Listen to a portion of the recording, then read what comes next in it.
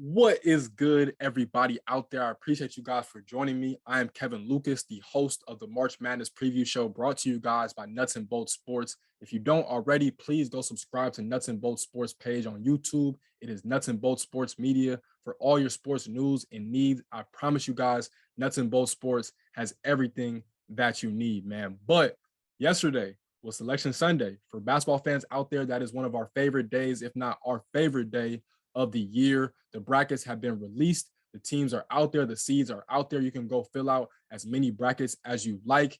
And now, man, I want to give you guys a breakdown of each region by region, to get you guys a little comfortable going into March Madness and making your picks before you guys fill out your brackets. For those of you who have not filled out your brackets yet, but let's get right into it, man. So as the number one overall seed in this 2022 NCAA tournament, the Gonzaga Bulldogs have been consistently one of, if not the best team in all of college basketball, and they rightfully deserved and earned to be the number one overall seed in this tournament. Mark Few has been doing it for as long as I've been alive, if not longer. You got a whole bunch of really talented dudes between Drew Timme, Chet Holmgren, Andrew Nemhard, Nolan Hickman, Hunter Salas. The list goes on. Rozzier Bolton. So many good players for this Gonzaga team. And again, they rightfully earned this number one overall seed in the West. And in this game, the first game of this tournament, they'll be taking on the 16th seeded Georgia State Panthers, representing the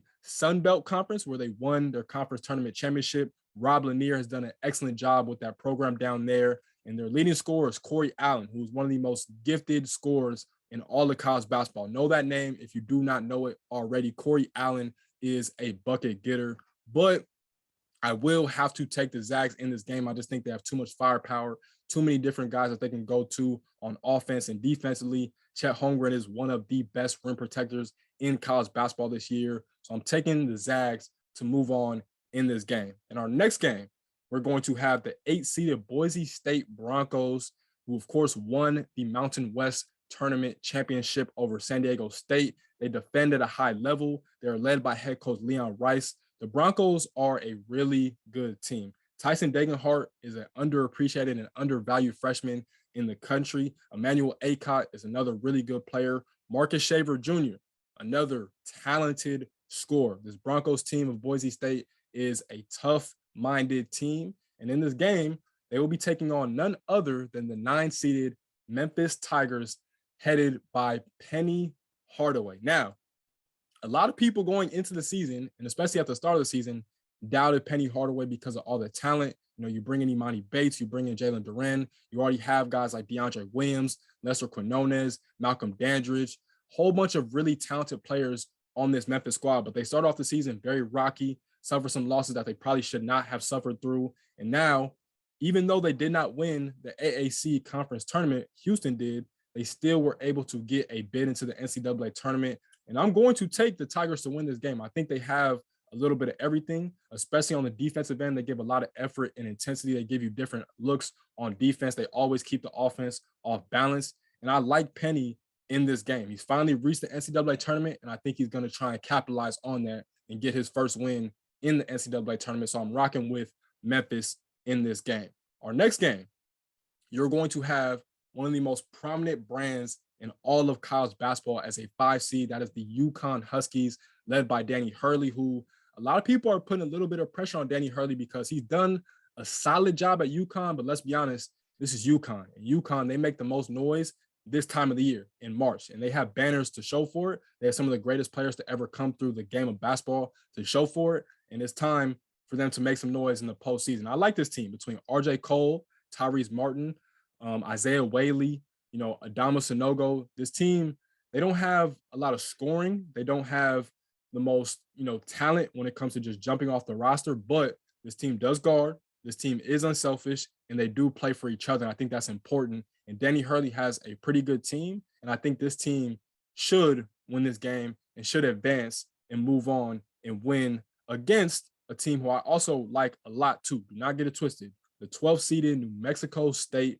Aggies, representing the WAC, where they won their conference tournament championship. Chris Jans has done an outstanding job with this New Mexico State program. You got a guy in Teddy Allen. If you don't know who Teddy Allen is, he has been around the block when it comes to college basketball. He played at West Virginia. He played at Nebraska. He's been at a few different schools, but it looks like he's found himself a home playing for Chris Jans at New Mexico State. He's averaging right now 19.3 points per game and 6.8 rebounds, which both lead his team. So I like this New Mexico State team, but I do have to take the Huskies just because I think they're more well-rounded and they play for each other a little bit more than New Mexico State does. So I'm going with UConn to advance in this game. In our next game, of course, staying in the Western region, the 4-seeded Arkansas Razorbacks led by head coach Eric Musselman.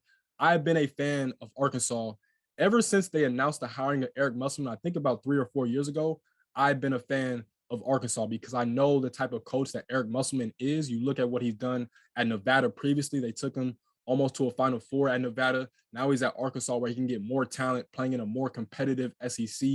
Eric Musselman has a team this year. JD Notae is one of the few guards that could really have a Kemba Walker-esque type run in March Madness this year. He is that good. JD Notae is one of the best scorers and just guards in the game of college basketball this year. And don't forget, Jalen Williams is another player. He's going to be in the NBA, 6'10", one of the best passers I've ever seen as a big man. He drops dimes. He defends at a high level. I think he's one of the leaders in charges drawn this year in the game of college basketball. This Arkansas team is tough. They rebound. They don't have a lot of scoring outside of JD Notae, but they get the job done in all other departments. So I trust in this team, and they will be having a very tough first-round matchup as they will be taking on the 13th-seeded Vermont Catamounts representing the American East, where they actually won the American East Tournament Championship game by close to 40 points against UMBC. University of Maryland, Baltimore County, of course, is infamous a few years ago beating the 1-seeded Virginia Cavaliers as a 16 seed. Vermont said, nah, you're not going to have any more luck this time around. We're going to beat you. We're going to get you guys out of here. And this Vermont team is a tough team. You got a guy like Ryan Davis. You also have Isaiah Powell. You have head coach John Becker. This team could potentially upset Arkansas. But me personally, I'm still rocking with the Razorbacks to advance and make it to the round of 32. Now, our next game is between 3 potentially interesting teams. So actually, it's going to be a first 4 playing game, and then it's going to be this game. So in the playing game, which the playing games actually take in the first 4 games, shall I say, they take place on Wednesday. I believe they all take place in Dayton, Ohio, which is a great atmosphere to have because college basketball fans in Dayton are phenomenal, especially Dayton Flyer fans in particular. But in this game, you're going to have 6-seeded Alabama, the Crimson Tide, led by Nate Oates. Of course, you got Javon Quinterly. Jaden Shackelford, I think, is their best player. It's a lot of other really good pieces around them, like J.D. Davidson, whole bunch of talented, but they've been kind of up and down. They do have 3 of the best wins that you could have as a team in the tournament between beating Gonzaga, beating Houston, and on top of that, they beat Baylor.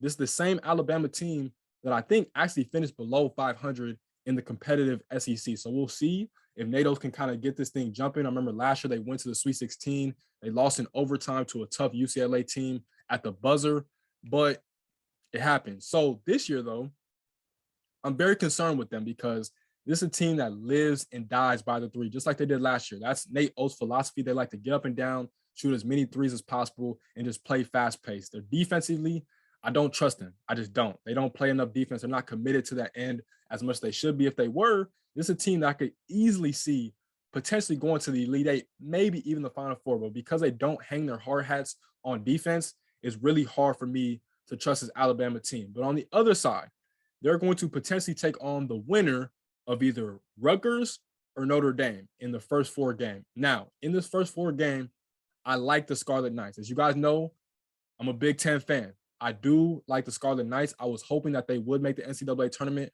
and technically they have made it. Steve Pikiell, in the few years that he's been at Rutgers, has done an excellent job of turning Rutgers, one of the most disrespected college brands in all the country, to a respectable program, especially in the Big Ten when it comes to basketball. And Geo Baker, Ron Harper Jr., Cliff Omoruyi, Paul Mulcahy, Caleb O'Connell, this team is defensive minded and their defense travels. And I'm telling you guys, it travels well. The key with them is just going to be getting big time stops and being consistent on offense. If they can get Geo Baker to be consistent, you know what I'm saying? If they can get Cliff good looks, this team is going to be dangerous. And nothing against Notre Dame, because Mike Brey has actually done a pretty good job with the Fighting Irish this year.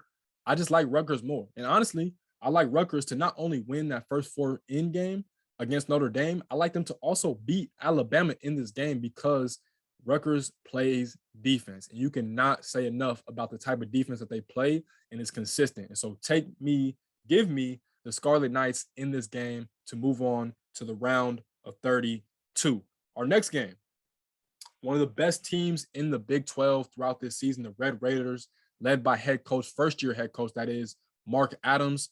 They have been earned with a 3 seed. They're going to be a tough out. You got guys like Bryson Williams, who was first team All Big 12. You got other guys like Terrence Shannon and Kevin O'Banner. So many talented players on this Texas Tech team. I could 100% see them going to the Elite Eight, maybe even the Final Four, because they're another team, just like Rutgers. They play defense. Now, I do get concerned with their lack of point guard play and their lack of offensive consistency, because Adonis Arms, he's good, but he's not a point guard. He's a wing. This whole team, Kevin McCullough, it's a whole bunch of guys that are 6'7", 6'8", that are super versatile on defense. They can switch everything, and they are committed to playing defense. And that's why I do like them to win a few games in this tournament. But I think them not having a true point guard and a consistent offense at that is ultimately going to be a detriment to this team and a reason why they can't make it to the Final Four. But if they do, I would not be surprised. Again, Mark Adams has done an excellent job coming in and taking over the reins and being at the helm of this Texas Tech team after Chris Beard up and left to Texas. So got to give him credit. And they will be taking on, in this game as a 3 seed, they'll be taking on the 14th seeded Montana State Bobcats, who won the Big Sky Tournament Conference Championship. They're led by Xavier Bishop and head coach Danny Sprinkle. I'm going to take Texas Tech in this game.